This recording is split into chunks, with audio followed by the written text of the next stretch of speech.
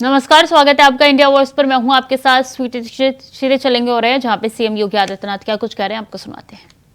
सरकार बनाने में अपनी भूमिका का निर्वहन कर सके, विकास की प्रक्रिया को प्रतिबद्धता के साथ आगे बढ़ाने में योगदान दे सके, इसके लिए आप सबको सम्मान देने के लिए ही प्रधानमंत्री जी ने इस अधिनियम को पारित करवाया है। वास्तव में भारत प्राचीन काल से ही नारी शक्ति के प्रति सरदार सम्मान का भाव रखता रहा है। याद करिए, देश की आजादी की लड़ाई के बाद जब 1947 में देश आजाद हुआ, 1952 में पहला आम चुनाव होना था। देश के अंदर मताधिकार का प्रयोग करने की स्वतंत्रता किन किन लोगों को होनी चाहिए। आप आश्चर्य करेंगे, भारत दुनिया का वह देश है जिसने अपने यहां संसदीय प्रणाली लागू होने के साथ ही आधी आबादी को भी मतदान देने का पूरी स्वतंत्रता दी। 1952 में ही भारत के अंदर हमारी माता और बहनों को अपने वोट को देने का पूरा अधिकार मिल गया था, जबकि दुनिया के अंदर आधुनिक लोकतंत्र के रूप में अपनी पहचान बनाने वाले ब्रिटेन को भी वहां की महिलाओं को अधिकार बाद में प्राप्त हुआ, भारत की महिलाओं को पहला अधिकार प्राप्त हुआ। भारत तो हमेशा से इस बात का पक्षधर रहा है और आज उसी व्यवस्था को आगे बढ़ाने के लिए हम सब यहां पर उपस्थित हुए हैं। हम लोगों का यही मानना है कि बगैर आबादी की को सम्मान दिए बगैर, उनके सशक्तिकरण के बगैर विकास की योजनाओं का मूल्य अधूरा है। उसका कोई मूल्य नहीं, बल्कि वह अवमूल्यन की तरफ जाएगा। और इसी को ध्यान में रखकर के आज डबल इंजन की सरकार विकास के कार्यक्रमों को तेजी के साथ आगे बढ़ाने का कार्य कर रही है। मिशन शक्ति का चतुर्थ चरण उसी श्रृंखला का हिस्सा है। इसमें एक और बेटियों और बहनों को सुरक्षा की पूरी गारंटी देना, दूसरी ओर उनके सम्मान के लिए विभिन्न प्रकार के कार्यक्रमों को जन जागरण के माध्यम से उन तक पहुंचाने का कार्यक्रम बनाना, और तीसरे चरण उनके स्वावलंबन के लिए शासन की विभिन्न स्कीमों को, योजनाओं को उनको जोड़ने का कार्यक्रम करके उनके आर्थिक स्वावलंबन का मार्ग भी प्रशस्त करना। इस संबंध में अनेक कार्यक्रम केंद्र और राज्य सरकारें पहले से संचालित कर रही हैं। बेटी बचाओ बेटी पढ़ाओ का कार्यक्रम हो, आपने देखा होगा, बेटी बचाओ बेटी पढ़ाओ के माध्यम से पहले उत्तर प्रदेश के अंदर अलग अलग जनपदों में जब हमारे सामने आंकड़े आते थे, वे आंकड़े चौंकाने वाले होते थे। लिंग परीक्षण के नाम पर बेटियों को पेट में ही मार दिया जाता था, भ्रूण हत्याएं होती थी। अनेक जगह इस प्रकार की तमाम कुरीतियां थी जिनके कारण असंतुलन, बेटे और बेटियों के बीच में असंतुलन की स्थिति पैदा होने लग गई थी। मुझे याद है, जब पहली बार मुख्यमंत्री बनने के बाद प्रधानमंत्री जी से मिलने के लिए गया था, तो प्रधानमंत्री जी ने भी कहा था कि कुछ जनपद ऐसे हैं जिन जनपदों पर विशेष ध्यान दिए जाने की आवश्यकता है।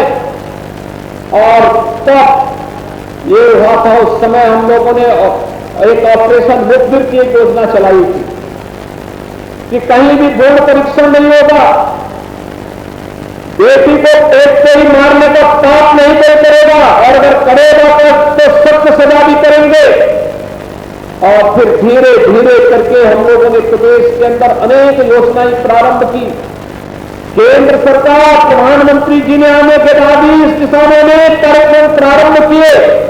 मातृवंदना का कार्यक्रम है, मिशन इंद्रधनुष का कार्यक्रम है, स्टैंड अप की योजना हो, या अनेक जो कार्यक्रम चले थे जो केवल महिलाओं को ध्यान में रख करके बनाई गई थी, वो योजनाएं तो चली रही थी, लेकिन साथ साथ जब राज्य की योजनाएं भी अलग से प्रारंभ होकर के इस दिशा में आगे बढ़ी, आज उसके अच्छे परिणाम हम सबके सामने आते हुए दिखाई दे रहे हैं। आज मुख्यमंत्री कन्या सुमंगला योजना बेटी के जन्म लेने से लेकर के बेटी के स्नातक तक की पढ़ाई के लिए अब तक हम 15,000 दे रहे हैं। नए सत्र में इस राशि को 25,000 रुपये करने का निर्णय लिया जा चुका है और उसके लिए बजट का प्रावधान किया जा रहा है। बेटी जन्म लेगी तो बेटी के रजिस्ट्रेशन के साथ ही उसके अकाउंट में पैसा चला जाएगा। यानी बेटी साक्षात लक्ष्मी के प्रतीक के रूप में घर में उसको सम्मान मिलेगा। बेटी 1 वर्ष की होगी, सभी प्रकार के टीकों से आच्छादित करने का सर्टिफिकेट जैसे प्राप्त होगा, ऐसे ही बेटी के अकाउंट में फिर से पैसा आएगा। पहली क्लास में जाएगी, अकाउंट में पैसा फिर आ जाएगा। छठी क्लास में जाएगी तो पैसा आएगा। 9वीं क्लास में जाएगी, रजिस्ट्रेशन होते ही पैसा आ जाएगा। 9वीं क्लास के बाद कोई सर्टिफिकेट कोर्स या आगे की पढ़ाई रखना चाहती है तो पैसा आएगा। और बेटी जब शादी ब्याह के योग्य होगी तो मुख्यमंत्री स्वामी विवाह योजना में शासन की ओर से 51,000 रुपये की राशि बेटी की शादी के लिए शासन के द्वारा उपलब्ध करवाया जाएगा। यह व्यवस्था भी से की गई है जिससे बेटे और बेटी के बीच में कोई भेदभाव प्रदेश के अंदर न होने का। हम सब जानते हैं बहुत सारी जगह भूमिगत भावनाएं थी। 2017 में जब मुख्यमंत्री बना था वो तो इस बात को देखता था, बेटा और बेटी स्कूल जा रही है, बेटा अच्छे स्कूल में पढ़ रहा है, बेटी नंगे पैर स्कूल जाती थी, उसके पास कपड़े भी ठीक ढंग से पहनने के नहीं होते थे। हमारी सरकार ने तय किया, डबल इंजन की सरकार ने तय किया कि अगर परिवार की आर्थिक स्थिति ऐसी नहीं है तो बेटी की जिम्मेदारी सरकार लेगी। हर बच्चे को बेसिक शिक्षा परिषद के स्कूलों में अध्ययन करने वाले हर बच्चे को 2 यूनिफॉर्म, बैग, बुक, जूता, मोजा, स्वेटर ये सब देने की व्यवस्था सरकार से तय कर दी गई है। जैसे बच्चे का एडमिशन होता है, हर वर्ष रजिस्ट्रेशन के साथ ही 1200 रुपये परिवार के अकाउंट में आ जाते हैं। 1200 रुपये से वो यूनिफॉर्म बनाए, बच्चों के लिए जूते मोजे खरीदे, बच्चे को स्कूल भेजे, अनेक प्रकार की सुविधाएं इस दिशा में आगे देने के लिए भी सरकार ने तय किया। अगर दुर्भाग्य से कोई बहन निराश्रित हो जाए, निराश्रित महिला पेंशन से उसे आच्छादित करने की व्यवस्था भी 1,000 रुपये प्रतिमाह और आने वाले समय में कमेटी बनाई गई है, इस राशि को भी बढ़ाने की व्यवस्था की जा रही है।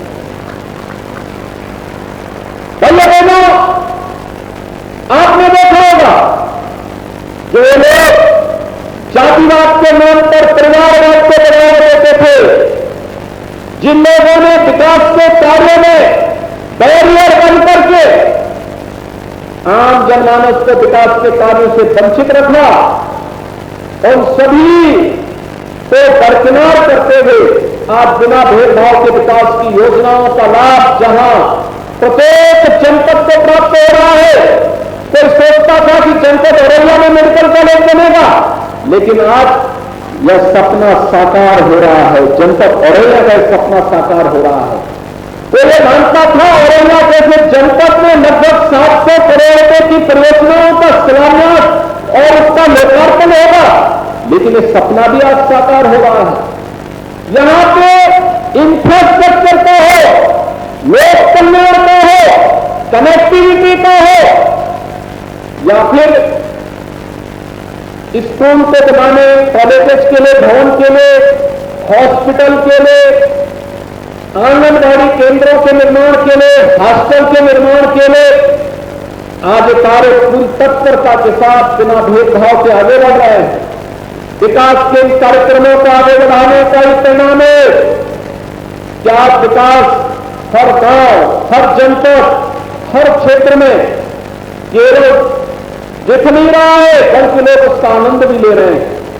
एक और इधर में दूसरी ओर शासन की लोक कल्याणकारी योजनाएं, बिना भेदभाव के हर गरीब को मकान का मिल जाना, बिना भेदभाव के हर गरीब के घर में शौचालय का निर्माण हो जाना, बिना भेदभाव के हर गरीब को उज्ज्वला योजना का कनेक्शन फ्री में उपलब्ध हो जाना, बिना भेदभाव के बिजली का कनेक्शन उपलब्ध हो जाना, बिना किसी भेदभाव के हर घर नल की योजना प्रभावी ढंग से लागू हो जाना, बिना भेदभाव के 5 लाख रुपए की स्वास्थ्य बीमा का कवर हर गरीब परिवार को उपलब्ध हो जाना।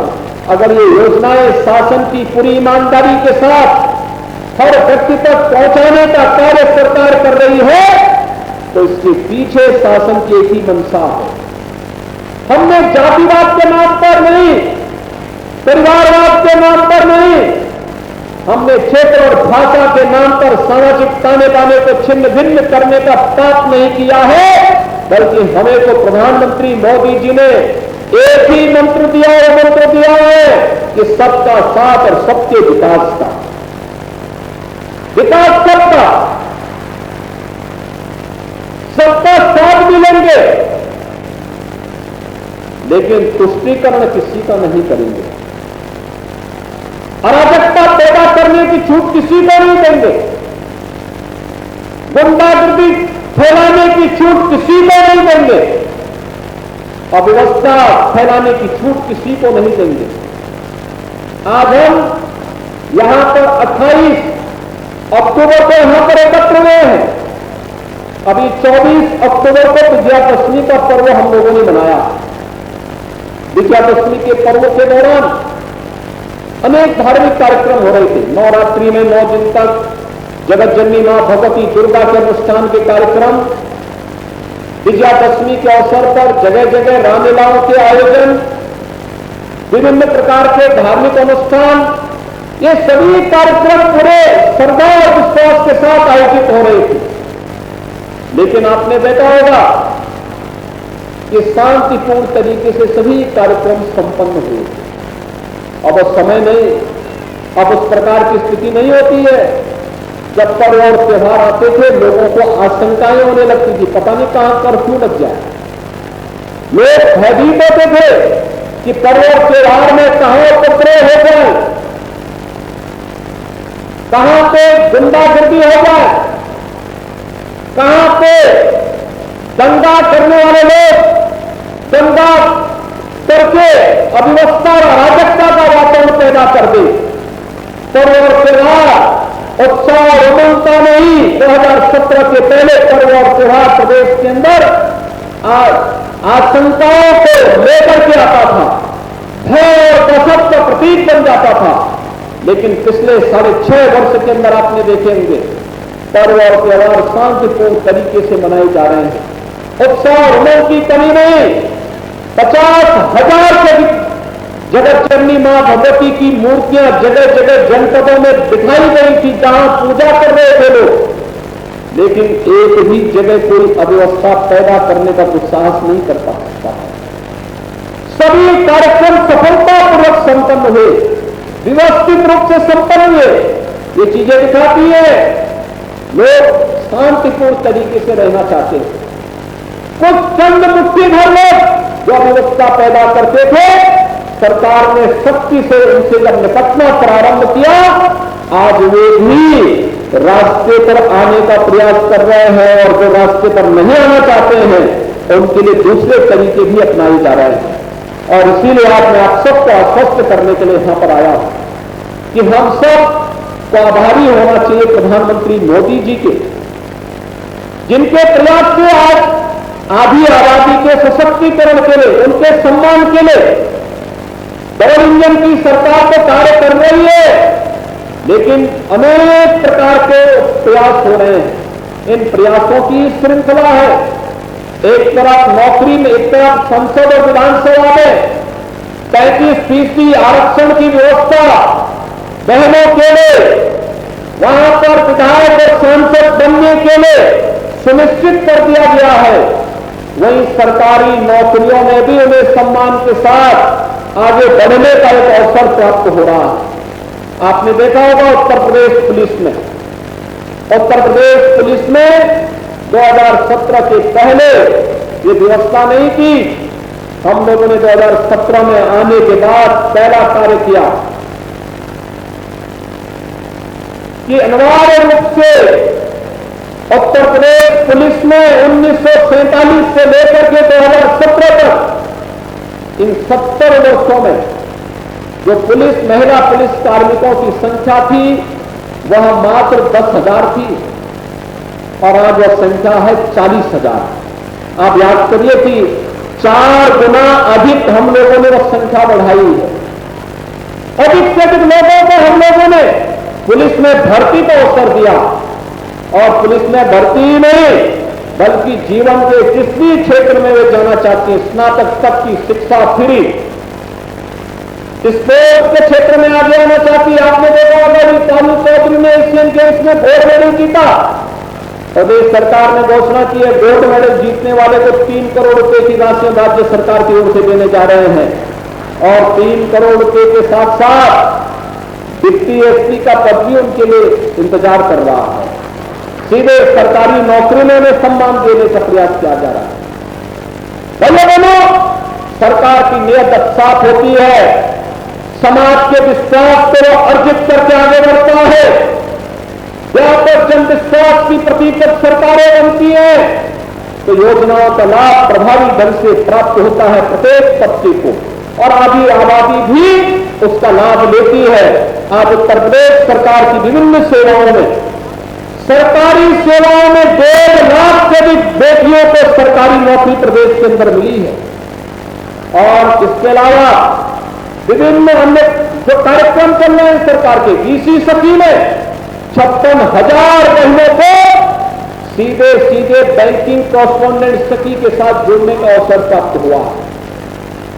लाखों बहनों को आज प्रदेश के अंदर महिला स्वयंसेवी समूह के माध्यम से कार्य करने का अवसर प्राप्त हुआ है। लगातार वे अपनी प्रतिभा का लाभ दे रही है। बगल में झांसी में ही कलेरी मिल्क प्रोड्यूसर के माध्यम से बुंदेलखंड की 40,000 से अधिक बहनें कैसे महिला स्वावलंबन का आधार बन सकती हैं उसका एक आदर्श प्रस्तुत कर रहे हैं, जिनका प्रति वर्ष का जो वार्षिक टर्नओवर है वह 150 करोड़ का है और जिसमें से 15 से 16 करोड़ का नेट प्रॉफिट बहनें वहां पर प्राप्त कर रही है। यानी आज हर एक क्षेत्र में उनके लिए स्थान है, आगे बढ़ने के अवसर है और इस आगे बढ़ने के कार्यक्रम की श्रृंखला में नारी शक्ति वंदन अधिनियम का एक कार्यक्रम, प्रधानमंत्री जी के प्रति आभार व्यक्त करने का एक कार्यक्रम है, उनके प्रति कृतज्ञता ज्ञापित करने का कार्यक्रम है, जिसके बारे में लोग केवल चुनाव में नारा लगा करके घोषणाएं करते थे, उसको प्रभावी ढंग से लागू करने के लिए उन्होंने पूरी कार्य योजना बना करके संसद से अधिनियम पारित करवा करके उसको एक कानून बना करके आज देश की सभी बहनों को सम्मान देने का कार्य किया है। आधी आबादी को सम्मान के साथ आगे बढ़ने के लिए उन्होंने एक नया प्लेटफॉर्म उपलब्ध करवा दिया है। आज के इस अवसर पर प्रधानमंत्री जी के प्रति जहां मैं आभार व्यक्त करता हूं, आप सभी बहनों की ओर से आभार और कृतज्ञता ज्ञापित करता हूं, वहीं साथ ही साथ मैं औरैया जनपद के सभी वासियों को आप सभी बहनों के माध्यम से बधाई भी देता हूं जो 688 करोड़ रुपए की परियोजनाओं का लोकार्पण और शिलान्यास का कार्यक्रम आज यहां पर संपन्न हुआ है।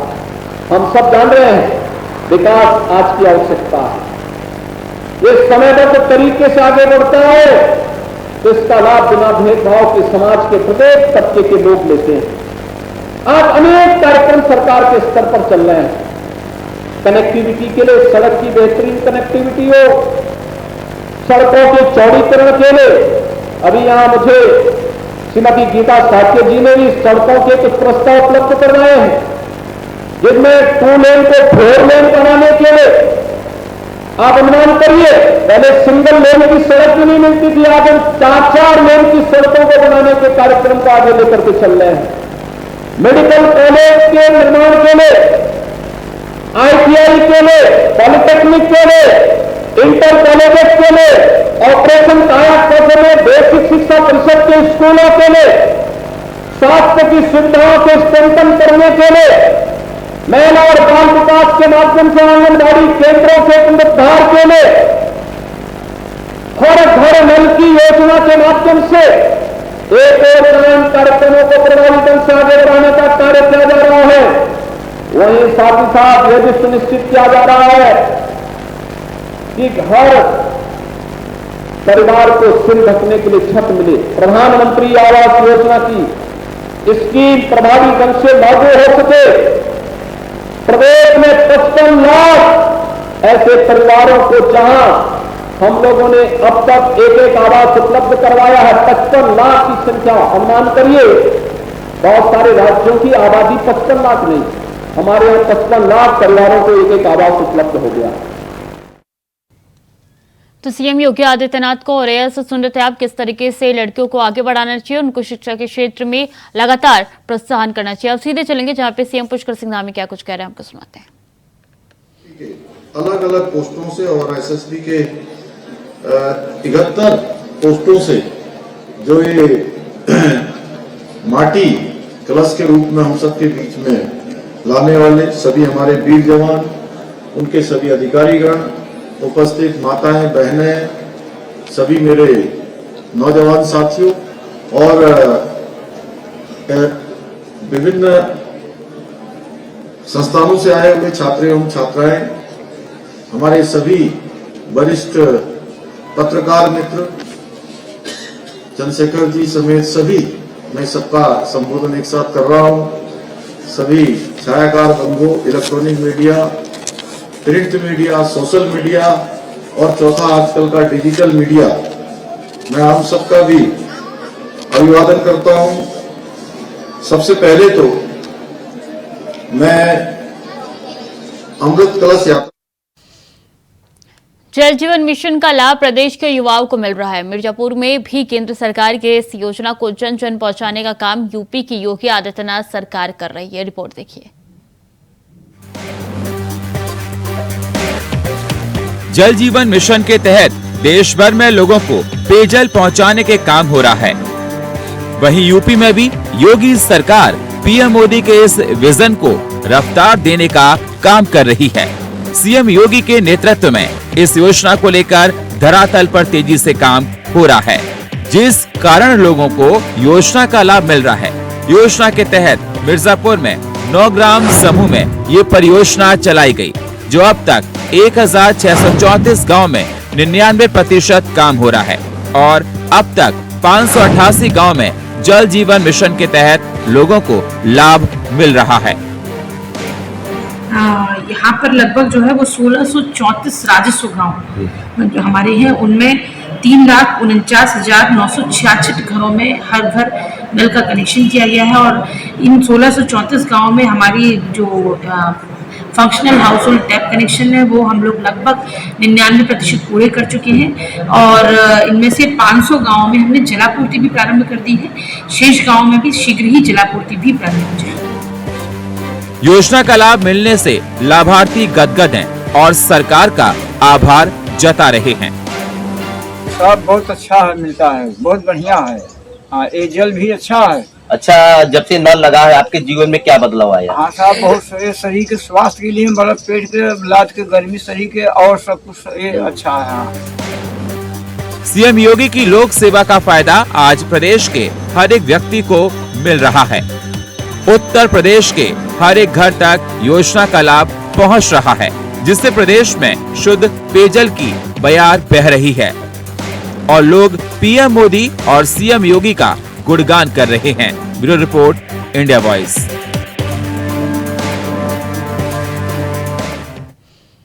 तो फिलहाल के लिए बुलेटिन में इतना ही। खबरें लगातार जारी, देखते रहिए इंडिया वॉइस।